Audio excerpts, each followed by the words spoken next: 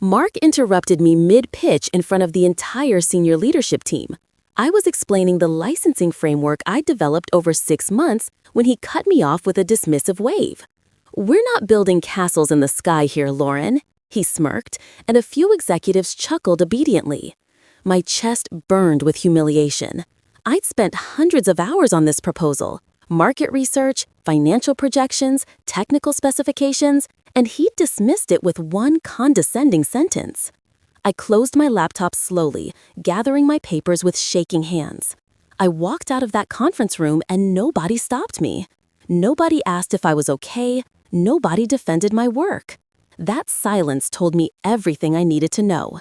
I was never going to be valued here, no matter how good my ideas were. My name is Lauren Hayes, and I'm 34 years old. I work as a product strategist at a mid-sized tech company. Worked, I should say. I'd climbed from junior analyst to senior strategist over 8 years through pure merit. Self-made. No connections, no nepotism, just excellent work and long hours. I was respected by my peers, but never quite accepted by leadership. There was always an invisible ceiling I couldn't break through. I noticed it clearly 3 months before that disastrous pitch. Mark had praised a male colleague named Derek for an idea that was remarkably similar to one I'd proposed 6 months earlier. Same framework, same language, my name erased completely. Derek accepted the praise without mentioning me. I'd stayed quiet, thinking loyalty mattered, thinking my work would speak for itself eventually. I was wrong. For years, I'd played the corporate game perfectly, stayed late when asked, spoke carefully in meetings, never too aggressive, mentored interns and junior staff, built relationships across departments. I did everything the unspoken rules demanded, but nothing changed my status as an outsider. Then I discovered something that made everything worse. My expansion plan, the one Mark had rejected publicly, had been forwarded to potential investors, with my name removed, with Mark listed as the primary strategist. I found the forwarded email by accident, CC'd to someone who replied all. The betrayal was so blatant it took my breath away. He hadn't just rejected my idea, he'd stolen it and was shopping it to investors under his name. That was the moment something fundamental shifted inside me. I made a decision that would change everything. I wouldn't fight for credit. I wouldn't argue or create drama. I would just leave, quietly, strategically. But before I left, I would protect myself. I spent 3 days methodically saving everything to a personal encrypted drive. Every draft of my expansion plan, every email showing my authorship, every note from meetings where I'd presented concepts that later appeared under someone else's name. Contact information for every client, vendor, and partner I'd built relationships with over 8 years. Technical specifications, market research, financial models, everything. I was building an insurance policy, a foundation, a future Mark couldn't touch or claim. He thought dismissing me would end the story. He had no idea it was just beginning. And this time, I'd control the narrative completely. I handed in my resignation the following Monday. No explanation, no exit interview details, just a clean, professional letter effective in 2 weeks. HR was cold and procedural. Mark gave me a forced handshake and a fake smile. "Good luck out there," he said. Like I'd failed, like I was running away from something too difficult. Nobody asked why I was leaving. Nobody seemed to care. But as I was packing my desk on my last day, my old mentor Colleen pulled me aside. She'd retired 2 years earlier but still consulted occasionally. "I heard about the pitch," she whispered. "Build it anyway, Lauren. You don't need their permission." Those words stayed with me. I didn't need permission. I never had. I'd just been waiting for someone to grant it. That ended now. I worked in complete silence for 4 months, nights and weekends, coffee shops and libraries. My apartment became an office. I refined the expansion plan, made it better, more specific. I built prototypes. I created detailed business models. I reached out to my network carefully, testing interest. My first investor meeting came through an unexpected connection. Someone Mark's company had rejected years ago for being too unconventional. She understood immediately what I was building. "They're going to regret letting you walk away," she said, writing a check for seed funding right there. I had $50,000 to start. Enough to file patents, enough to build a working model, enough to prove the concept Mark had called too ambitious was actually perfectly achievable for someone willing to do the work. What Mark hadn't realized was that my real advantage wasn't the idea itself. It was the network I'd spent 8 years building.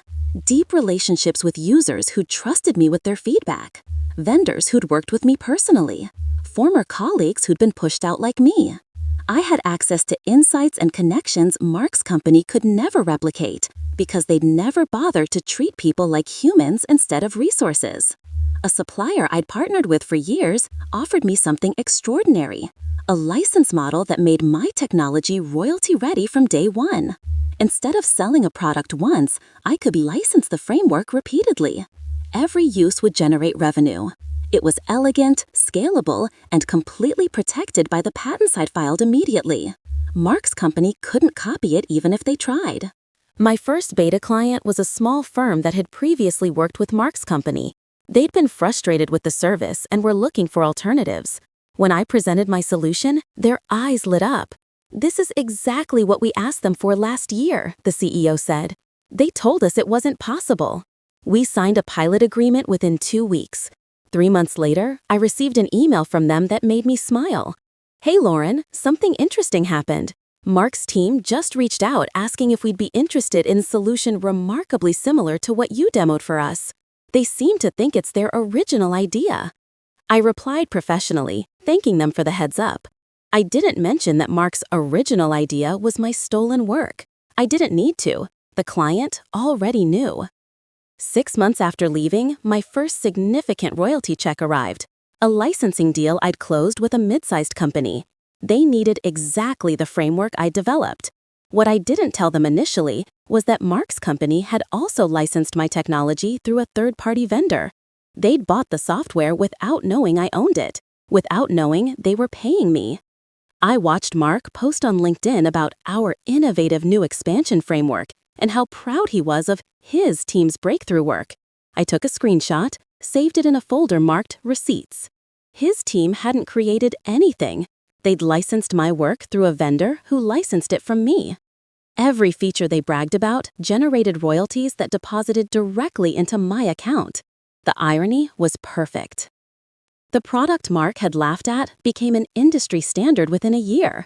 Trade publications wrote about the disruptive licensing model transforming mid-market expansion. My name started appearing in articles, though I stayed relatively quiet in private. I didn't do press interviews or seek attention. I just kept building, kept improving, kept signing clients. Then I received an invitation that changed everything. A tech conference wanted me to speak on a panel about innovative business models. "We think your story would inspire a lot of people," the organizer said. I accepted. Then I saw the full panel list. Mark would be attending as a keynote speaker. We'd be in the same building, probably the same room. After a year of silence, we'd finally be face to face. I marked my calendar and smiled. The conference was massive, thousands of attendees. Mark walked right past me in the lobby on the first day. He was surrounded by his team, talking loudly, gesturing dramatically. He looked directly at me. No recognition, no flinch, no acknowledgement whatsoever. I changed my appearance slightly, grown my hair longer, dressed more casually than I had in corporate environments. But still, 8 years of working together, and I'd become invisible to him that quickly. Then I walked on stage for my panel. The moderator introduced me by name.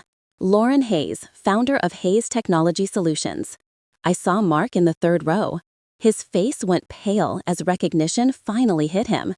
The audience applauded. I smiled. This was going to be interesting.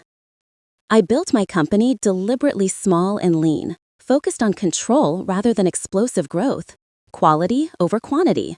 I had 12 employees, all carefully selected. We operated profitably from year one. No investors to answer to beyond my initial angel funder. No board demanding quarterly growth at any cost. Just sustainable, excellent work. When a competitor of Mark's company offered me $2.5 million for an acquisition, I turned them down. My lawyer thought I was crazy.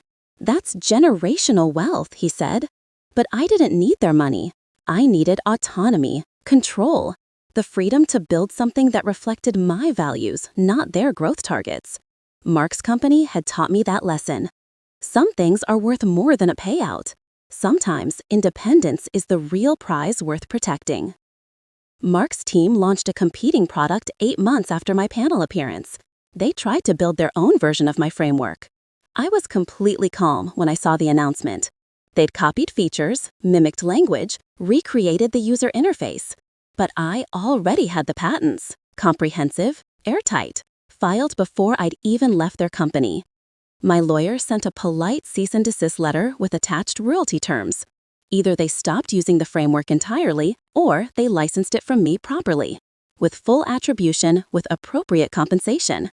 The letter was professional, friendly even, but the message was clear. I owned this. They couldn't just take it anymore. Mark's attempt to reclaim control had failed before it even launched. He'd underestimated me one final time. Mark's posted a LinkedIn message 2 weeks later, excited to announce a new partnership with Hayes Technology Solutions. Innovation thrives through collaboration. The post was polished, professional, but I saw right through it. Publicly, he was thanking me. Privately, he was furious. I'd forced him into acknowledging me, into paying me, into admitting my work had value. Then I received an email from someone I didn't know. Subject line, "You should know this." The message explained that Mark had tried to bury the origin story of the expansion framework.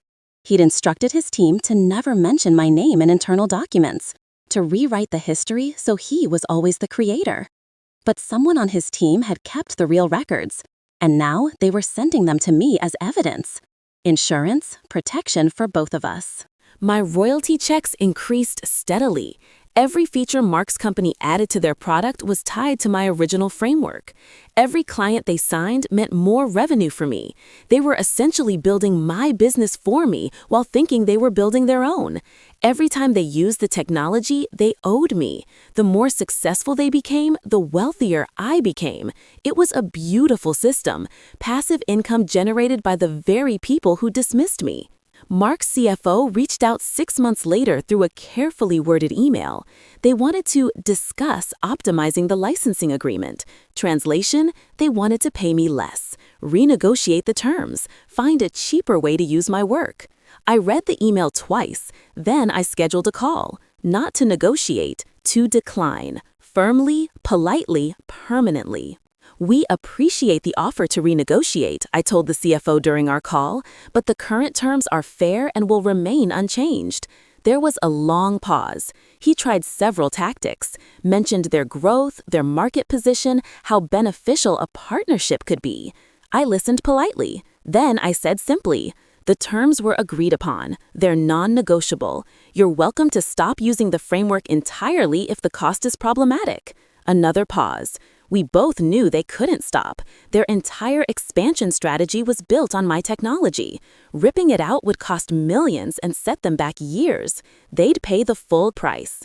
On principle, because I'd learned something important. When you undervalue yourself to make others comfortable, you teach them your worth is negotiable. I was done teaching that lesson. My worth was fixed. Take it or leave it. A report leaked 3 months later, an internal investigation someone had sent to a tech blog anonymously. Mark had taken credit for technology he didn't create.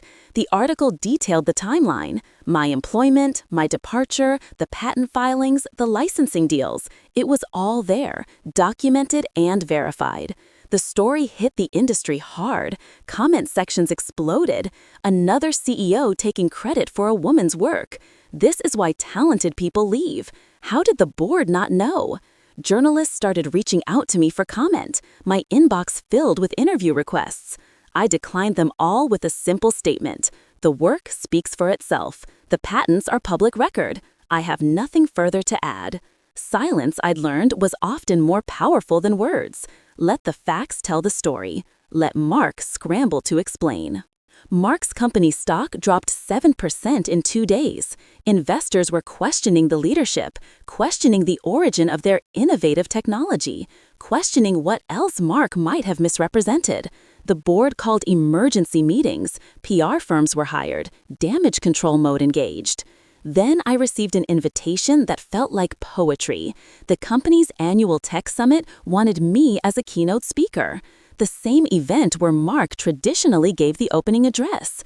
The same stage where he'd positioned himself as a visionary. They wanted me to speak about innovation, authenticity, and building technology with integrity.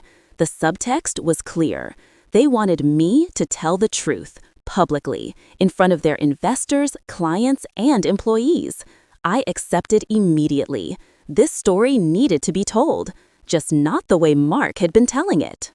Mark sent me an email the week before the summit. The subject line was blank. The message was carefully crafted.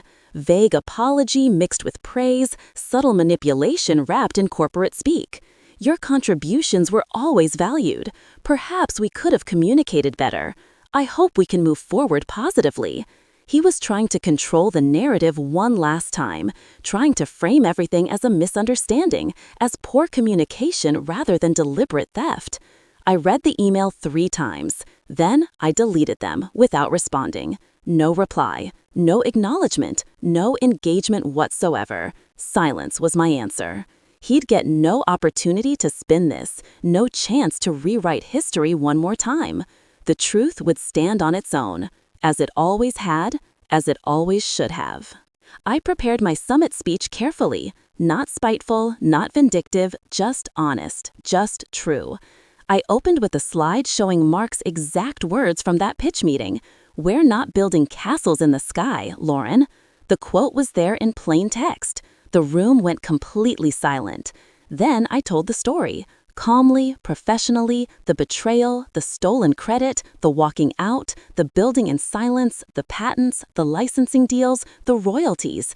Every fact was documented. Every claim was verified. I showed timelines, email timestamps, patent filing dates. The evidence was overwhelming and undeniable. When I finished, someone stood up in the audience, an older man in an expensive suit. "I remember that original pitch," he said clearly. "I was in the room. Everything she just said is accurate." Several other people nodded.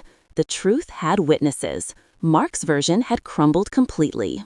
The board started asking serious questions immediately after my speech. Mark was suddenly in meetings constantly, crisis mode, emergency sessions. The board wanted documentation, wanted timelines, wanted to understand how this had happened under their oversight. Articles started appearing within days. CEO under fire for misrepresenting intellectual property origins. Tech leader faces questions about innovation claims. Board reviews leadership following patent controversy. The story had legs now. It wasn't going away quietly. Mark couldn't smile and charm his way out of documented evidence. He couldn't rewrite a narrative that was now public record. His carefully constructed reputation was unraveling thread by thread, and I'd barely said anything beyond presenting facts. The truth, it turned out, was destructive enough on its own. It didn't need my anger or embellishment. Mark resigned 2 months later. The announcement was brief. No public statement, no farewell party, no grateful board letter thanking him for his service.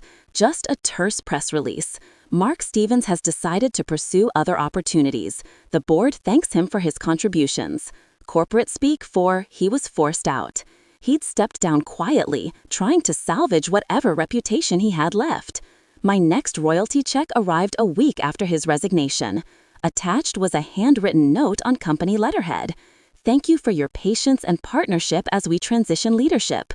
Your technology remains central to our continued success." It wasn't an apology, but it was acknowledgement. Official, documented, permanent. They needed me. They needed my work, and they'd finally admitted it. In writing, for the record. This isn't a revenge story. That's important to understand.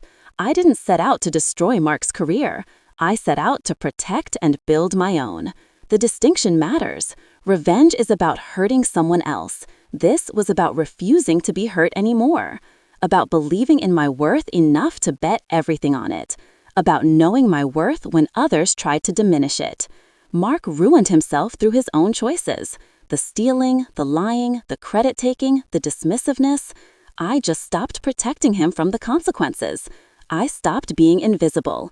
I stopped letting him control the narrative. Sometimes that's all it takes. Sometimes people destroy themselves when you simply stop enabling their behavior. That's not revenge. That's accountability. That's what happens when truth finally has a voice. I mentor a young woman now. Her name is Kira, and she just had her first major idea rejected by her CEO. They called it unrealistic and too complex.